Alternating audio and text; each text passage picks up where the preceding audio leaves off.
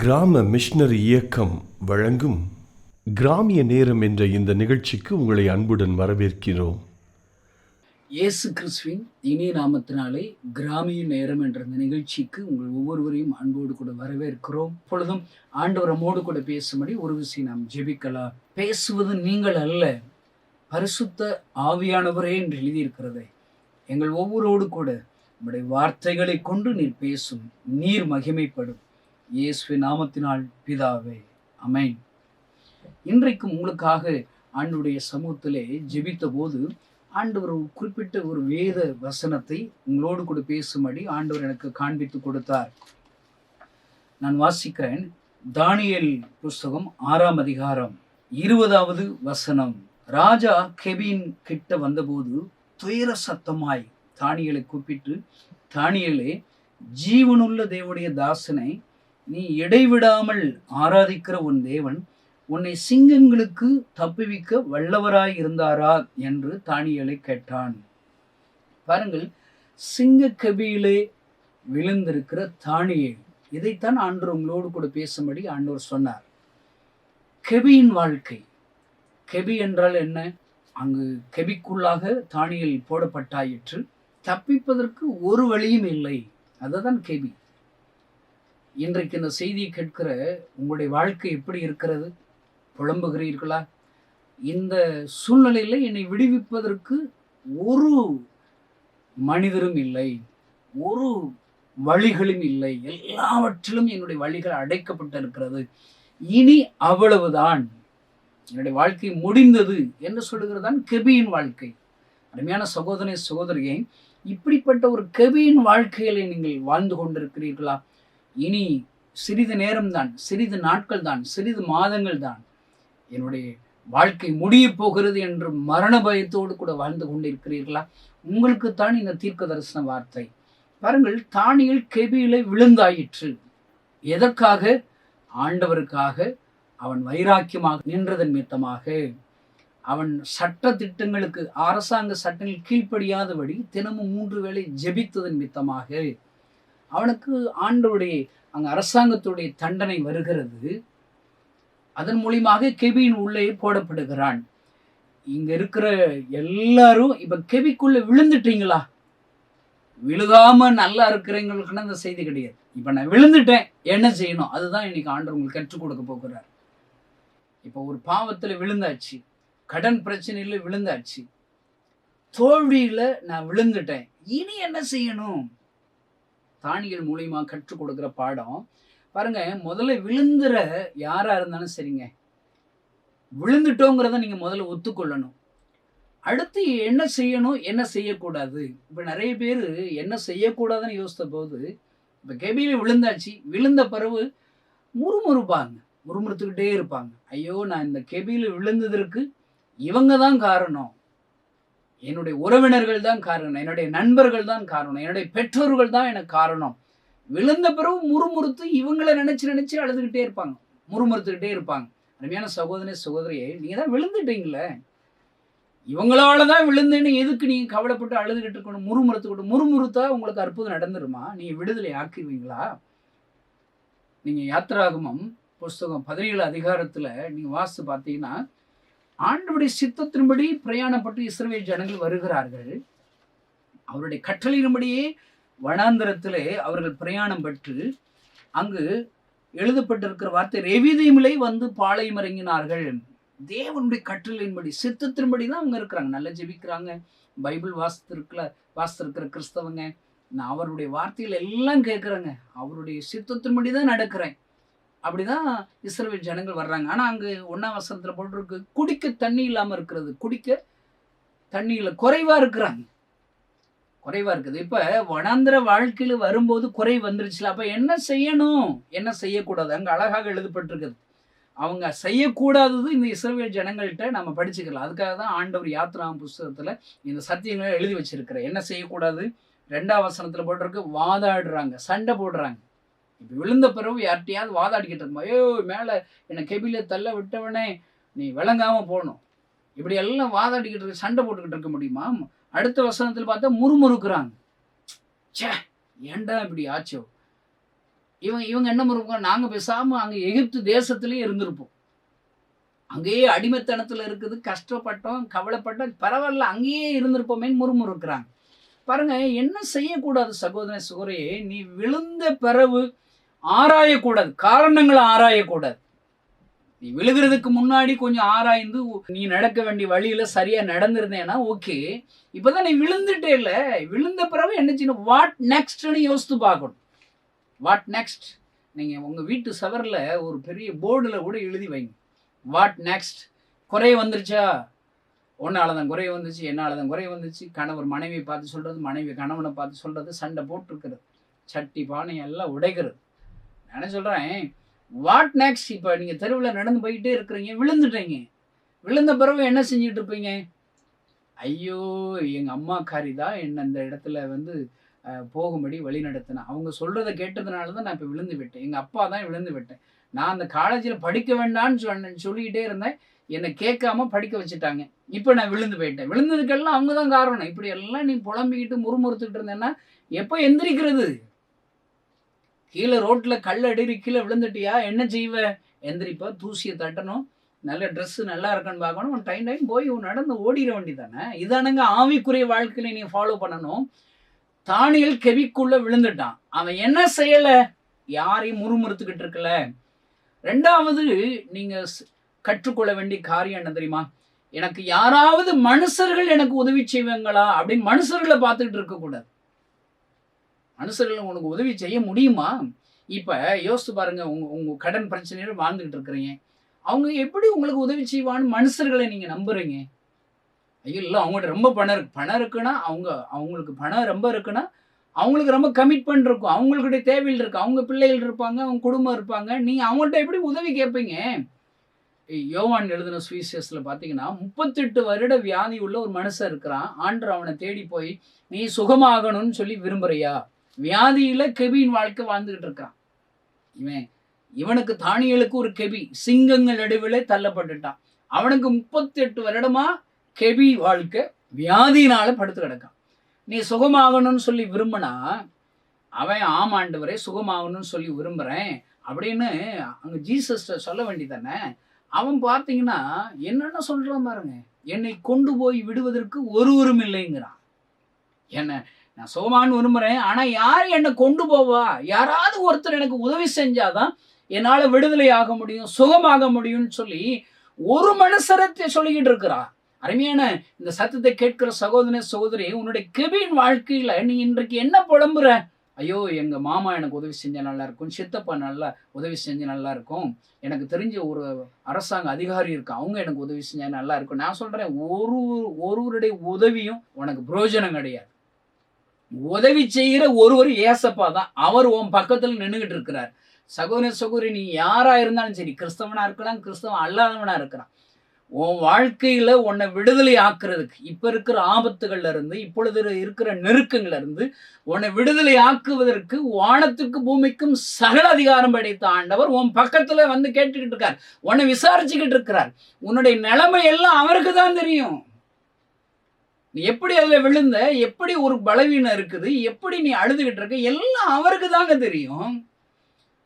அவர் உன் பக்கத்துல இருக்கிறாரு, உதவி செய்கிறதுக்கு வல்லமையிலோர் ஒருத்தர் பக்கத்துல இருக்கிறாரு. நாம எல்லாம் எனக்கு அவங்க உதவி செய்யணும், பாஸ்ட் உதவி செய்யணும், இப்போ இவங்க செய்ய மாட்டாலும் ஓடிக்கிட்டு இருக்கிறோம். அருமையான தேவனுடைய பிள்ளைகளை, நீ விழுந்து நீ முறுமுறுக்காத, யாராவது எனக்கு உதவி செய்வாங்களோன்னு சொல்லி நீ புலம்பிக்கிட்டு இருக்காத. 2 3வது செய்யக்கூடாதது என்ன தெரியுமா, நீயா கெபில இருந்து வெளியேறக்கு ட்ரை பண்றது முடியுமா? நீயா முயற்சித்து உன்னுடைய வாழ்க்கையில எவ்வளவு காரியத்துல நீ வெற்றி அடைஞ்ச. பைபிள்ல போட்டிருக்குதுங்க, என்னால இல்லாமல் உங்களால் ஒன்றும் செய்ய முடியாது. இப்ப நீ பரிசுத்தமா நான் இனிமே வாழ போறேன் தீர்மானிச்சிட்டப்பா, தீர்மானிச்சிட்டேன், வாழ்ந்துருவியா? உங்க மத்தியில பேசுகிற மாரி கணேசன் தான் புறஜாதியிலிருந்து இயேசு கிறிஸ்துடைய வாழ்க்கையை அறிந்து ருசி பார்த்து அவர் கைகளின் வாழ்க்கை அர்ப்பணித்த ஒரு பெரிய ஒரு ஊழியக்காரன் தான், ஊழிய தலைவன் தான். நான் தைரியமாக என்னால் சொல்ல முடியும், நான் ஆண்டவரை ஏற்றுக்கொண்ட பின்பாக அநேக முறை நான் பரிசுத்தத்தை இழந்திருக்கிறேன், தவறி இருக்கிறேன்.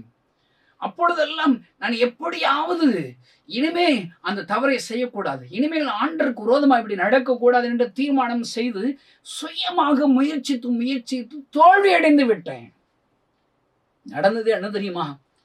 ஆண்டவரிடத்துல என் வாழ்க்கை எப்பொழுது என்னை ஒத்துக்கொள்கிறேனோ, ஆண்டவரை என்னால பரிசுத்தமா வாழ முடியாது, என்னால இந்த கெபின் வாழ்க்கையிலிருந்து என்னால விடுதலை ஆக முடியாது, நீங்க தான் எனக்கு உதவி செய்யணும்னு சொல்லி எப்பொழுது ஆண்டவரிடத்தில் உதவி கேட்டேனோ அப்பொழுதுதான் என்னால் பரிசுத்தமாக வாழ முடிந்தது. ஐயா, பரிசுத்தமாக வாழ முடியுது. எனக்கு என்னுடைய வாழ்க்கையில் நடந்த ஒரு சம்பவம் எனக்கு ஞாபகம் வருகிறது. பாருங்கள், ஆரம்ப நாட்களில் நான் நடந்தால் பிசாசு ஓடுகிறது, கை வைத்தால் வியாதி சுகமாகிறது. ஆனால் என்னால் பரிசுத்தமாக வாழ முடியவில்லை. யாரிடத்துல போய் சொல்ல முடியும்? இப்படி எல்லாம் எனக்கு நான் விழுந்துடுறேன், எனக்கு ஏதாவது ஆலோசனை சொல்லுங்கன்னு சொல்ல முடியுமா? ரகசியமா ஒருத்தர் சொன்னா ஒரு 10 நாள்ல உலகத்துக்கே சொல்லிடுவாங்க. டேவிட் கணேசன் இப்படி எல்லாம் பாவம் செய்யறாரு, அவரே வாயினால சொன்னான்னு உலகத்துக்கே சொல்லிடுவான். என்ன செய்யனே தெரியல, என்னால வாழ முடியல. நான் என்ன தெரியுமா தீர்மானிச்சேன்? இனிமே நம்ம பைபிளை தொடக்கூடாது. பைபிளுடைய பேரை என்ன போட்டிருக்கு? பரிசுத்த வேதாகமம். பரிசுத்தம் இல்லாம எப்படி அந்த பைபிளை தொடருது? பரிசுத்தமுள்ள ஆண்டவரை எப்படி வாயினால அறிக்கையிடுறது? ஏசப்பா பேரையே சொல்லக்கூடாது. நான் தீர்மானிச்சிட்டேங்க, பைபிள் வாசிக்க கூடாது, ஜெபிக்க கூடாது, பைபிள் வாசிக்க கூடாது, ஜெபிக்க கூடாது. 1 நாள் ஆச்சு, 2 நாள் ஆச்சு, 3 நாள் ஆச்சு. நல்ல கிறிஸ்துவுக்குள் இருக்கிறவங்களுடைய அனுபவம் என்ன தெரியுமாங்க? எப்பொழுது நன்றாக ஜெபித்து கொண்டு ஜெபிக்கிறது நிறுத்தினாலேங்க எப்படி இருக்கும் தெரியுமாங்க? ஒரு தொட்டியில ஒரு மீன் வளர்க்குறோம், அந்த மீனை எடுத்து வெளியே போட்டு பாருங்க, எவ்வளவு துடிக்கும் தெரியுமா? அதுதான் அங்க கிறிஸ்தவ வாழ்க்கை. ஆண்டவரோடு கூட நடந்து விட்டு ஆண்டவரை விட்டு பின் வாங்கும் போது ஐயோ துடித்து போய்விடுவோம். ஐயா, நான் தான் தீர்மானிச்சேன், இனிமே நம்மளால பரிசுத்தமா தான் இருக்க முடியல, பரிசுத்த வேதாமத்தை தொட வேண்டாம், நம்ம அந்த ஆண்டவர் பரிசுத்த ஆண்டவருடைய பேரே சொல்லக்கூடாதுன்னு சொல்லிதான் இருந்தேன். என்னால் இருக்கவே முடியவில்லை. நான் 3 நாட்களுக்கு பின்பாக நான் ஒரு மனசுல ஒரு தீர்மானம் பண்றேன், நம்ம போய் அந்த பைபிள் வாசிக்க வேண்டாம், ஜெபிக்க வேண்டாம். நான் எப்பொழுதும் எங்களுடைய கிராமத்தில் இருக்கிற ஒரு பாழடைந்த ஒரு கட்டடம், அங்குதான் இயேசு கிறிஸ்துவை நான் முகமுகமாக தரிசித்தேன். அங்குதான் அவருடைய அன்பை நான் அறிந்து என் வாழ்க்கை அவர் கைகளை ஒப்பு கொடுத்தேன். என்னை தேடி அந்த இடத்துக்கு தான் வருவார், அங்குதான் நான் ஜெபிப்பேன், அங்குதான் அநேக ஆலோசனைகளுக்கு சொல்லிக் கொடுப்பார். அதுதான் என்னுடைய கிளாஸ் ரூம். நான் எப்பொழுதும் ஒவ்வொரு நாளும் ஜெபிக்கிற ஒரு இடம் இருக்கிறது தெரியுமா? அதுதான் என்னுடைய கிளாஸ் ரூம். எப்பொழுது என்னுடைய வாழ்க்கையில பிரச்சனைகள், நெருக்கங்கள், அவமானங்கள், நிந்தைகள் வந்தாலும் அங்கு போய் காரியங்களை கேட்கிறேன். ஏசப்பா ஒரு சிறு பிள்ளைக்கு சொல்லிக் கொடுக்கிறாப்புல அவர் சொல்லிக் கொடுப்பார். அது ஒரு ஆண்டவர் எனக்கு கொடுத்த பலிபீடம், ஜெபாரை, வகுப்பறை, எங்க அப்பா தங்கி இருக்கிற, எனக்காக காத்திருக்கிற ஒரு இடம். ஐயா, நான் ஒவ்வொரு நாளும் என்னுடைய ஊழிய ஆரம்ப நாட்கள் இருந்து 12 மணில இருந்து 3 மணி வரை ஜெபிக்கிற எனக்கு பழக்கம். 12 மணி நெருங்க என் மனசுல ஒரு சந்தோஷம் வருங்க. ஐயோ 11 மணி ஆகுதா, இன்னும் 1 hour தான் இருக்குது, ஏசப்பாவை நான் பார்க்க போறேன், ஏசப்பாட்ட நான் பேச போறேன், எங்கப்பா எனக்காக காத்திருப்பார். இன்றைக்கு அநேக நெருக்கங்கள், பலகீனங்கள், கவலைகள் இருக்கிறது. எங்க அப்பா 12 மணிக்கு நான் பார்ப்பேன் இல்லை, எங்க அப்பா 12 மணிக்கு நான் ஜெபிக்க ஆரம்பிக்கல. அப்பொழுது நான் இடத்துல நான் விசாரிப்பேன், என் காரியங்களை சொல்லுவேன். நான் எனக்காக அவர் காத்திருப்பார். நான் ஒரு முடிவு செஞ்சேன், எப்பொழுதும் ஆண்டவரை சந்திக்கிற அந்த இடத்துல போய் சும்மா உட்காருவோம். நமக்கு தான் பரிசுத்தம் இல்லைல்ல, நம்ம இனிமே ஜெபிக்க வேண்டாம், நம்ம பைபிளை வாசிக்க வேண்டாம், சும்மா போய் உட்கார்ந்துட்டு வந்துருவோம் அப்படின்னு சொல்லி அந்த அந்த அறையுடைய சாவியை எடுத்துட்டு ஜெபிக்க கூடாது, பைபிள் வாசிக்க கூடாது. ஏசப்பா பேரை நம்ம சொல்றதுக்கு தகுதி கிடையாது, ஏசப்பா பைபிள் எடுத்து வாசிக்கிற தகுதி கிடையாது, நம்மகிட்ட பரிசுத்தம் இல்லை. நானா புலம்பிக்கிட்டே சொல்றேன், ஜெபிக்க கூடாது, பைபிள் வாசிக்க கூடாது, ஜெபிக்க கூடாது, பைபிள் வாசிக்கணும்னு சொல்லிட்டே போனேங்க. அந்த கதவை திறந்து நான் தனிமையாக எப்பொழுதும் இருக்கிற ஜெபிக்கிற இடத்துல பாயை விரித்து உட்கார்ந்த போது ஒரு மெல்லிய ஒரு சத்தம் கேட்டது. ஐயா, என்ன சத்தம் தெரியுமா? கணேசன், இன்னும் நான் உன்னை நேசிக்கிறேன். யாரோ ஒருவர் பேசுகிறார், என் பேரை சொல்லி கூப்பிடுகிறார்களே, ஒருவரும் இல்லை. அப்ப நம்ம மனப்பிரமையா இருக்கலாம்னு சொல்லி நான் மறுபடியுமாக ஆயத்தப்படி சும்மா உட்காருவோன்னு உட்கார்ந்த போது மறுபடியுமாக சத்தம் 2வது முறையா, கணேசனை, இன்னும் உன்னை நேசிக்கிறேன், still I love you. பார்த்தேன், யார் என்னை நேசிக்கிறது? நான் தான் அசுத்தவனாக இருக்கிறேனே, நான் தகுதி இல்லாதவனாக, யார் என்னை கூப்பிடுகிறது? யார் அந்த தகப்பனுடைய ஒரு சத்தம்? அப்பொழுதுதான் 3ஆம் முறை பேசும்போதுதான் இதுதான் இயேசு கிறிஸ்து என்று தோன்றினது ஐயா. இயேசு இன்னும் என்ன நேசிக்கிறார். அப்பொழுதுதான் ஒரு காரியத்தை ஆண்டவர் கற்றுக் கொடுத்தார். என்னால் இந்த உலகத்திலே பரிசுத்தமாக வாழவே முடியாது. ஆண்டவர் விரும்புகிற ஒரு காரியம் என்ன தெரியுமா? என்னால் முடியாது என்பது ஆண்டவரிடத்தில் தான் நம்மை ஒப்புக் கொடுக்க வேண்டும். அவர் இன்னும் என்ன நேசிக்கிறார். இந்த சத்தத்தை கேட்டுக்கொண்டிருக்கிற சகோதரனை, நீ ஒரு இளைய குமாரனை போன்று இருக்கலாம்.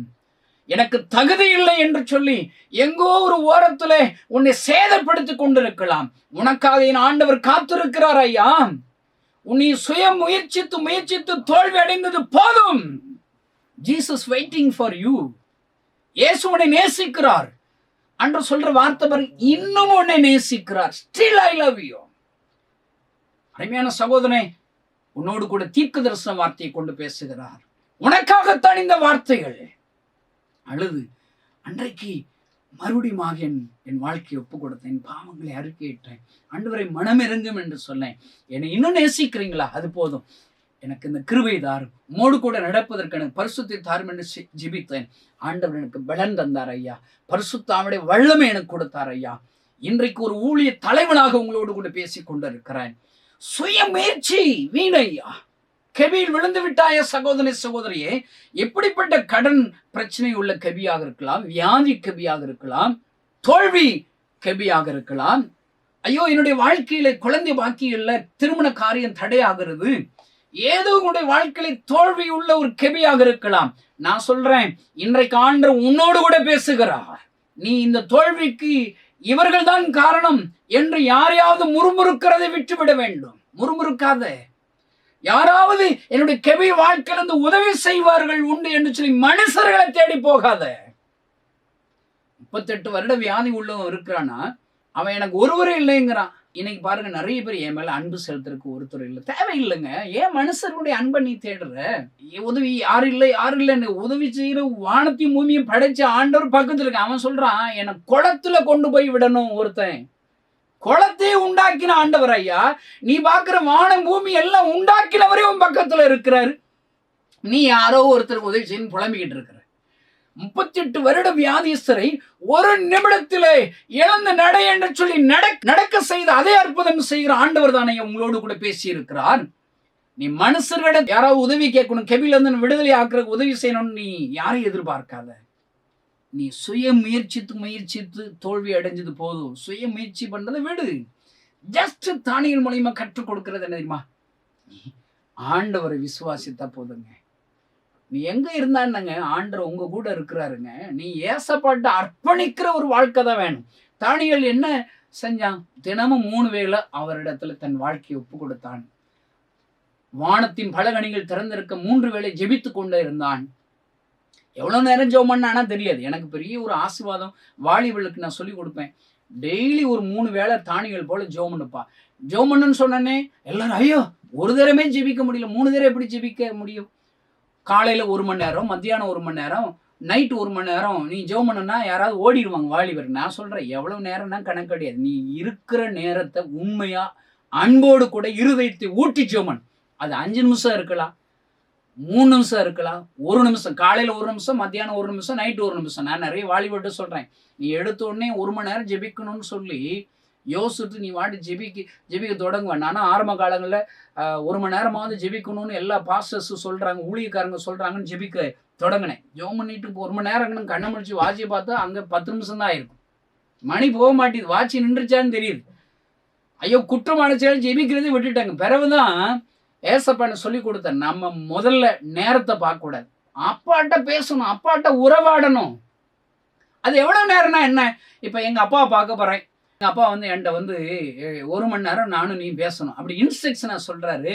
நான் சொல்றதை நல்லா புரிஞ்சுக்கோங்க. இன்னைக்கு இந்த செய்தியை கேட்குற நீங்க டெய்லி 1 நிமிஷம் ஜெபம் பண்ணுங்க. இப்போ பாருங்களேன், நீங்க மணி பார்த்துக்கோங்க, 1 நிமிஷம் நான் ஜெபிக்கிறேன் பாருங்க. ஏசப்பா, இந்த நாளை எனக்கு கொடுத்ததற்காக ஸ்தோத்திரம். இந்த நாள் முழுவதும் என்னை ஆசீர்வதிங்க, பரிசுத்தமா பாதுகாத்துக் கொள்ளுங்க. என்ன உங்களுடைய கைகளில் ஒப்பு கொடுத்து நான் ஜெபிக்கிறேன். என்னுடைய கெபியின் வாழ்க்கையை மாற்றுங்க, என்னுடைய கடன் பிரச்சனையை மாற்றுங்க, வியாதி கெபியை மாற்றுங்க, நெருக்கங்களை மாற்றுங்க. நான் உங்களை விசுவாசிக்கிறேன், உங்களை நம்புறேன். எங்க அப்பா அம்மாவை ஆசீர்வதிங்க. எங்க குடும்பத்துல இருக்கிற ஒவ்வொரு எதிர் வீட்டில் இருக்கிற மொட்டையும் மூக்காயும் முனியாண்டி கருப்பாயி எல்லாரையும் ரட்சித்துமுடைய பிள்ளைய மாற்றுங்க. என்னுடைய நண்பர்களை ஒவ்வொரு என் ஃப்ரெண்ட்ஸ் எல்லாம் ரட்சித்துமுடைய பிள்ளைய மாற்றுங்க. எதிர இருக்கிற அந்த சேர்வகராமட்டி கிராமம், புளியங்குளம் கிராமம், உன்னிவிட்டி கிராமம், கொக்லாஞ்சி கிராமம், இந்த கிராமத்தை ரட்சி. இந்தியாவில் இருக்கிற 7 லட்சம் கிராமம் சொந்தமா மாறட்டும். இலங்கை தேசத்தை ஆசீர்வதிங்க. பாகிஸ்தான் ஆசீர்வதிங்க. ரஷ்யாவை ஆசீர்வதிங்க. இயேசுவின் நாமத்தினால் பிதாவே ஆமென். பாருங்க, ஒரு நிமிஷம் கூட ஆகலைங்க. ஒரு நிமிஷம் ஜெபம் பண்ணுங்க. ஒவ்வொரு நாளும் ஆண்டவரை நம்பி விசுவாசித்து அவர் கைகளை நம்ம அர்ப்பணிக்க வேண்டும். ஐயா, நீங்கள் ஜெபித்து அர்ப்பணித்து விட்டீர்களா? ஆண்டவர் எல்லாவற்றையும் பார்த்துக் கொள்வார். அவர் யெகோவா ஈரே.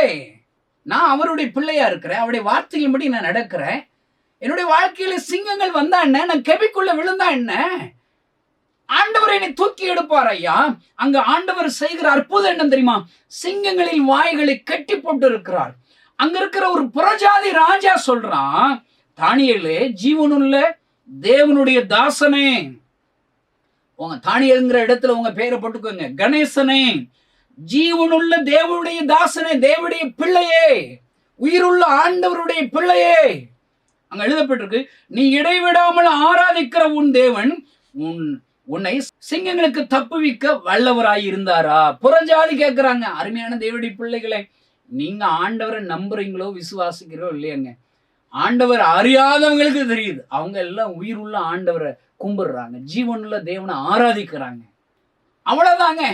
ஒவ்வொரு நாளும் ஆண்டவர் கைகளில் ஒவ்வொரு நாளும் அர்ப்பணித்து அவர் மேல் முழு நம்பிக்கையோடு இருக்கிறோமா, ஆண்டவர் கெபியின் வாழ்க்கையிலிருந்து விடுதலையாக்குவார். ஐயா, முற்றிலுமாக விடுதலையாக்குவார். ஒருவேளை சாத்ராக், மேசாக், ஆபேத்நேகோவுடைய வாழ்க்கை பாருங்க. நாங்க அப்பாவுக்கு தலை வணங்குவோம், கர்த்தருக்கு தலை வணங்குவோம். யாருக்கு தலை வணங்குறது இல்ல. அந்த ஆண்டவர் என்ன விடுவிச்சாலும் சரி, விடுவிக்காமல் போனாலும் சரி. அப்படின்னா என்ன? 100% 100% அவரை நம்புகிற ஒரு வாழ்க்கை. ஆண்டவர் என்னை விடுதலையாக்குகிறார். 4வது நபராக அக்னி சூளையில உலாவுகிறார். ஒரு தலையில இருக்கிற முடி கூட கருகி போல, ஒரு சேதம் இல்லை. அருமையான சகோதரே, இன்றைக்கு ஆண்டவரை விசுவாசித்து விசுவாசித்து விசுவாசித்து நான் ஏழை ஆயிட்டேன், தரித்திரன் ஆயிட்டேன் சொல்ல முடியுமா யாராவது? 23 வருஷத்துக்கு முன்னாடி என் வாழ்க்கையை ஏசப்பாவை ஒப்பு கொடுத்தேன். அவரை விசுவாசிக்க ஆரம்பிச்சேன். முதல்ல ஏசப்பா எனக்கு உயிர் தரணும்னு அவர்கிட்ட ஜெபம் பண்ணுங்க. ஹார்ட்ல ஓட்ட வந்து டாக்டர் செத்து போயிருவேன்னு சொல்லிட்டார்ல. அப்ப இந்த எல்லா இடங்களுக்கும் போய் சோர்ந்து போய் கடைசி சாகிற நிலைமையில இந்த கிறிஸ்தவங்க சாமி கும்பிட்டு பார்ப்போம், அவர் நமக்கு இருதய வியாதியிலிருந்து சுகம் தருவாரன்னு பார்ப்போன்னு அவரை விசுவாசித்து ஜெபம் பண்ணேன். புது இருதயத்தை கொடுத்துட்டாங்க. டாக்டர் சொல்றாரு, உங்களுக்கு வியாதி இருந்தால் அறிகுறி கூட இல்லைன்னு சொல்லிட்டார். ஓ, கிறிஸ்தவங்க சாமி நல்ல சாமி போலன்னு சொல்லி அவர் இவ்வளவு ஒரு அற்புதம் செய்கிறாருன்னு சொல்லி அவரை விசுவாசிக்க ஆரம்பிச்சேன். என்னுடைய வாழ்க்கையில் நிறைய குறைவுகள், ஊழிய பாதைகளில் நெருக்கங்கள் வரும்போது மிஷனரிகளுக்கு நிறைய நேரம் சம்பளம் கொடுக்க முடியாது, சாப்பாடுக்கு இல்லாமல் இருக்கோம், ஒருவர் என்ற கூட இல்லாத சூழ்நிலை வரும்போது நாங்கள் அப்பாவை பார்க்குறோம். அப்பாவிட்ட என்ன விசுவாசம் வரும்? என் இருதய வியாதியை சுகமாக்குனாரே, செத்து போக வேண்டிய என்னையே உயிரோடு எழுப்பிட்டாரே, இந்த சூழ்நிலை வந்து ஆண்டவர் விடுதலை கொடுக்க மாட்டாரா? இன்னைக்கு இந்த சத்தத்தை கேட்கிற உங்களுக்கு, நீங்க ஆண்டவரை விசுவாசிக்கிறதுக்கு ஆண்டவர் பேசுற காரியமான தானியேலையே விடுவிச்சுட்டாரப்பா. சிங்கத்தின் கவியில சாகுபடி போடப்பட்ட தானியேலை விடுவிச்சுட்டாரு. உங்க மத்தியில பேசுகிற கணேசனை விடுவிச்சுட்டாரு. என்னை விடுவிக்க மாட்டாரா? அவ்வளவுதாங்க. இதுதான் நம்பிக்கை. நீங்க முறுமுறுக்கிறத விடுங்க, மனுஷங்கிட்ட உதவி கேட்கறத விடுங்க, சுயமா முயற்சிக்கிறத விடுங்க. இப்ப உங்க மத்தியில பேசுகிற எனக்கு ஊழியத்துல இப்ப 1 கோடி ரூபாய் தேவை இருக்குது. நான் என்ன செய்யணும்? இது சிம்பிள். ஜெபம் பண்ண வேண்டியதான். ஏசப்பா, என் நாமத்தினால நீங்கள் எதை கேட்டாலும் தருவேன்னு சொன்னீங்களே, 1 கோடி ரூபாய் தாங்கன்னு சொல்லி ஜெபிக்க வேண்டியதான். ஆண்டவர் பார்த்துக்கிடுவார். அவர் பார்த்துக்கிடுவார். சரி, இப்போ எனக்கு ஒரு ரூபா குறையுது, ஊழியத்துல 1 ரூபா குறையுது. அப்ப நான் என்ன செய்யணும்? போய் பஸ் ஸ்டாண்ட்ல போய் பிச்சை எடுக்கவா? ஐயா 1 ரூபா தரு? இல்ல, 1 ரூபாய்க்கு அவரை தான் நம்பணும், 1 கோடி ரூபாய்க்கு அவரை தான் நம்பணும். எத்தனை சிங்கங்கள் இருந்தாலும் அவரை தான் நம்பணும். சிங்கங்கள் இருந்தாலும் அவரை தான் நம்பணும். சிங்க கவியில போடப்பட்டாலும் அவர் தான். சின்ன பிரச்சனைனாலும் அவர் தான், பெரிய பிரச்சனைனாலும் அவர் தான். அவர் வானத்துக்கும் பூமிக்கு சகல அதிகாரம் படைத்த ஆண்டவர். அப்பா, நீங்களும் நானும் அவர் விடுவிக்கிறதுக்கு என்ன சொன்ன? இடைவிடாம அவர் பிள்ளையா இருக்கணுங்க. ஆராதிக்கிறது என்ன? அவருடைய பிள்ளையா ஃபுல்லா 24 hours அவரே விசுவாசித்து அவர் பிள்ளையாக வாழ்ந்தா என் ஆண்டவர் உங்களை விடுவிப்பார். ஐயா, கெபின் வாழ்க்கையிலிருந்து ஆண்டவர் உங்கள் தலைகளை தூக்கி எடுப்பார். தானியேலை தூக்கி எடுத்தவுடன் சுற்றிலும் உள்ளவங்க எல்லாம் பார்க்குறாங்க. அவங்க என்ன தெரியுமா சொல்றாங்க? தானியேலின் தேவனே தேவன், இந்த சத்தத்தை கேட்டுக்கொண்டு இருக்கிற சகோதர சகோதரி, இன்றைக்கு கெபியில விழுந்துட்டேல, நீ விழுந்துட்டேன்னு சொல்லி உங்க சொந்தக்காரர்கள் எல்லாம் உன்னை ஏளனமா பாக்குறாங்களே, இன்னைக்கு உங்களை தூக்கி எடுக்க போறாரு. தூக்கி எடுத்து உடனே உன் தலையை உயர்த்தோடனே அவங்க எல்லாம் சொல்ல போறாங்க, கணேசனுடைய ஆண்டவர் தாயே ஆண்டவர், கணேசன் கும்புற ஏசப்பா தாயே ஏசப்பா. இப்ப எல்லாரும் என்ன பார்த்து சொல்றாங்க, உன்னை சொல்லுவார், உன்னை ஆண்டவர் உன் தலையை உயர்த்துவார் ஐயா. அந்த ஆண்டவர் உன்னோடு கூட பேசிக் கொண்டு இருக்கிறார். நாம் ஜெபிப்போம், ஆண்டவர் அற்புதம் செய்வார். பரலோகத்தில் இருக்கிற எங்கள் அன்பு தகப்பனே, கெபியின் வாழ்க்கை வாழ்ந்து கொண்டிருக்கிற எங்களை நீர் விடுதலையாக்குவீராக. உங்களுடைய தலைகளை தானிகளை உயர்த்துனது போல உயர்த்துவீராக. கெபியிலிருந்து விடுதலையாக்குவீராக. நாங்கள் சுயமாக முயற்சித்ததை மன்னித்தருளும். இந்த கெபியின் வாழ்க்கையில் வாழ்வதற்கு இவர்கள்தான் காரணம், அவர்கள்தான் காரணம் என்று சொல்லி முறுமுறுத்ததை மன்னித்தருளும். ஆண்டவரை, மனிதர்கள் எனக்கு உதவி செய்ய ஒருவரும் இல்லை புலம்பினதை மன்னித்தருளும். இதோ இன்றைக்கு உண்மை மாத்திரம் ஒப்புக் கொடுக்கிறோம் ஆண்டவரை, நீர் எங்களுக்கு ஒரு அற்புதம் செய்யும். இயேசுவின் நாமத்தினால் பிதாவே, ஆமென். இந்த செய்தியின் மூலம் தேவன் உங்களோடு இடைப்பட்டிருப்பார் என்று விசுவாசிக்கிறோம். நீங்களும் எங்களோடு இணைந்து தேவனுடைய பணியில் தோள் கொடுக்க விரும்புகிறீர்களா? கீழ்கண்ட எங்கள் ஊழிய திட்டங்களுக்காக ஜெபிக்க முன்வரலாமே. தமிழ்நாடு மற்றும் பிற மாநிலங்களிலும் ஆலயம் கட்ட தேவையாயுள்ள 1000 கிராமங்களில் இடம் வாங்கி ஆலயம் கட்டப்பட ரூபாய் 5 லட்சமோ அல்லது அதில் ஒரு பகுதியையோ கொடுத்து ஆலயம் கட்டி கொடுப்போர் எழும்ப ஜெபியுங்கள். சூனேமியால் எலிசாவிற்கு ஒரு அறை வீட்டை கட்டி கொடுத்தது போல புதிய மிஷனரிகள் தங்கி பயிற்சி எடுப்பதற்கு ரூபாய் 2 லட்சம் கொடுத்து ஒரு மிஷனரி வீட்டை கட்டி கொடுப்போர் எழும்ப ஜெபியுங்கள். நாம் சந்திக்கும் வாலிபர்கள் மற்றும் ஆரம்ப விசுவாசிகளை கிறிஸ்துவுக்குள் வளரச் செய்ய ரூபாய் 300 கொடுத்து ஒரு வேதாகமமோ அல்லது அதற்கு மேற்பட்ட வேதாகமங்களையோ வாங்கி கொடுப்போர் எழும்ப ஜெபியுங்கள். நாம் பணி செய்யும் 8 மாநிலங்களிலும் உள்ள முழுநேர மிஷனரிகளை மாதந்தோறும் ரூபாய் 10,000 கொடுத்தோ அல்லது இயன்ற காணிக்கையை கொடுத்தோ தாங்குவோர் எழும்ப ஜெபியுங்கள். தமிழ்நாடு மற்றும் பிற மாநிலங்களிலும் துரிதமாக சுவிசேஷம் அறிவிக்கவும் பின்தொடர் பணிக்காகவும் சுவிசேஷ வாகனங்கள் வாங்கி கொடுப்போர் எழும்ப ஜெபியுங்கள். தமிழ்நாடு முழுவதிலும் 25,000 கிராமங்களில் சுவிசேஷம் அறிவிக்க திட்டமிட்டு தீவிரமாக ஊழியம் செய்து வருகிறோம். ஒரு கிராமத்திற்கு சுவிசேஷம் அறிவிக்க ஆகும் ரூபாய் 1000 தங்கள் குடும்பத்தில் உள்ள ஒவ்வொருவரின் சார்பாகவோ அல்லது குடும்பத்தின் சார்பாகவோ கொடுப்போர் எழும்ப ஜெபியுங்கள். மேலும் எங்களோடு தொடர்பு கொள்ள விரும்பினால் திரையில் காணும் எமது முகவரியை குறித்துக் கொள்ளுங்கள். கிராம மிஷனரி இயக்கம், தபால் பெட்டி எண் 51, விருதுநகர் 626001. இந்த நிகழ்ச்சியையோ அல்லது எங்கள் ஊழியத்தையோ நீங்கள் தாங்க விரும்பினால் கீழ்காணும் தொலைபேசி எண்ணை தொடர்பு கொள்ளலாம். 7378000444 7378000444. கர்த்தர் தாமே உங்களை ஆசீர்வதிப்பாராக.